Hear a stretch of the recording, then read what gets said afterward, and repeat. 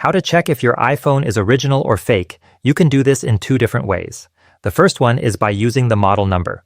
First, open the Settings app on your iPhone, then scroll down and tap on General. After that, click on the About option here. You will see all the main details of your device. Now look for the model number option and check the code written next to it. If the model number starts with the letter M, it means the device is brand new, purchased directly from Apple Store, either online or offline. If the model number begins with the letter F, it means the device is a refurbished unit, and if it starts with the letter N, then it indicates that the iPhone is a replacement device provided by Apple due to an issue. The second way is by using the serial number. Again, go back to the About section in Settings and find the serial number option, copy the number, then go to the home screen, open Safari browser and search for checkcoverage.apple.com.